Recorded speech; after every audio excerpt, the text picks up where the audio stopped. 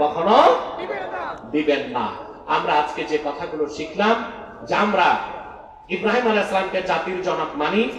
একটা কথা মনে রাখবেন, আমাদের দেশে নাস্তিক বুদ্ধিজীবীরা বলে ইসলাম এসেছে আব্রাহামিজম থেকে, হযরত ইব্রাহিমের ধর্ম থেকে। এটা তাদের মিথ্যা কথা। ইব্রাহিম আলাইহিস সালামের শরীয়ত ছিল অপরিপূর্ণ, আল্লাহর হাবিবের শরীয়ত পরিপূর্ণ। ইব্রাহিম আলাইহিস সালামের সময় দিন ছিল অপরিপূর্ণ, আর আল্লাহর হাবিবের দিনকে ১৫০০ বছর আগে আল্লাহ করে দিয়েছেন পরিপূর্ণ। শুধুমাত্র ইব্রাহিম আলাইহিস সালামের 10টা কাজকে আল্লাহ ইসলামের মধ্যে রাখছেন। সেজন্য ইসলাম আব্রাহামিজম থেকে এসেছে, এই কথা বলার কোনো সুযোগ নাই। আমরা যা শিখলাম, যে আল্লাহর আখিরি নবী নূর নবীজি মুহাম্মদ মুস্তাফা সাল্লাল্লাহু আলাইহি ওয়াসাল্লাম ১৫০০ বছর আগে যে পূর্ণাঙ্গ দিন রেখে গিয়েছেন, আমরা সেই দিনকে বিশ্বাস করে, সেই দিনের অনুসরণ করে বেঁচে থাকতে চাই। আর আমরা তাদেরকে নেতৃত্বে আনবো যারা ইমানদার এবং চরিত্রবান, ঠিক কিনা বলেন? যারা ইমানের প্রশ্নে আপোষহীন, শিরক এবং কুফরের সাথে যাদের কোনো সম্পর্ক থাকবে না।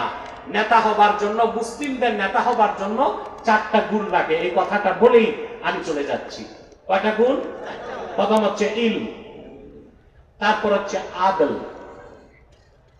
শরীয়তের ইলম লাগবে নেতাকে। অর্থাৎ যিনি মুসলিমদের নেতা হবেন, তিনি জুমার নামাজে ইমামতি করবেন।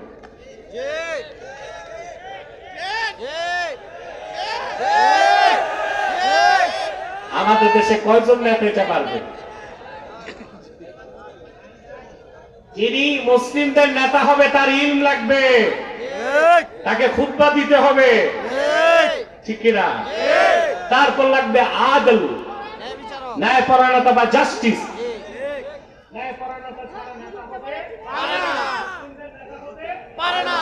তিন নাম্বার লাগবে সাহিবুল জুরআ, অর্থাৎ সে তার হুকুমকে জমিনে বাস্তবায়ন করবে কোরআন সুন্নাহর আলোকে। নেতা হতে হবে এমন পার্সোনালিটি সম্পন্ন।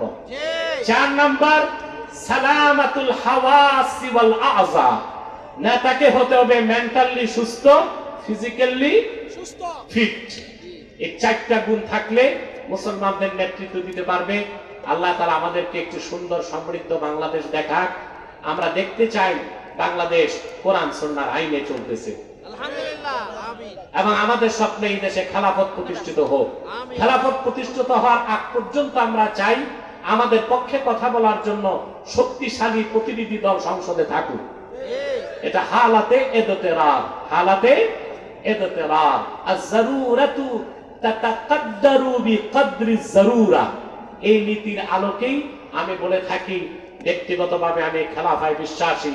আল্লাহ আমাদেরকে এই দেশে খেলাফত প্রতিষ্ঠিত হয়েছে এই স্বপ্ন দেখার পর যেন আমাদের মৃত্যু দেন। আমার 3টা কিতাব আছে, যদি পারেন নিয়ে যাবেন, বিশৃঙ্খলা না করে। নির্বাচিত তাফসীর প্রথম খণ্ড, সূরা ফাতিহার তাফসীর। নির্বাচিত তাফসীর দ্বিতীয় খণ্ড, সূরা ইখলাস, সূরা ইনশিরাহের তাফসীর। বুখারী শরীফের প্রথম হাদিস ইন্নামাল আ'মালু বিন্নিয়াত, এই একটি হাদিসের উপর একটি পূর্ণাঙ্গ ব্যাখ্যা নিয়ে যাবেন। আমি বিদায় লগ্নে দোয়া চাই। বর্তমান পীর সাহেব মাওলানা আবু বকর সিদ্দিক আল কাসেমি একেবারে যুবক মানুষ, আলহামদুলিল্লাহ। আল্লাহ তাকে শরীয়তের ইলম দিয়েছেন, তরিকত তাসাউফের ইলম দান করেছেন। যে কোনো আন্দোলনের সংগ্রামে কর্মসূচিতে আমি ডাকলে উনি উপস্থিত হন। আপনাদেরকে আরেকটা ইতিহাস মনে করায় দেই। এই যে বাংলাদেশে ফেসিবাদ শুরু হয়েছে 2007-8 থেকে, কথা বলে না, এই বাংলাদেশে সর্বপ্রথম নির্যাতনের শিকার হয়েছিল এই দরবারের মরহুম পীর সাহেব, মরহুম আবুল কাসেম রহমতুল্লাহ।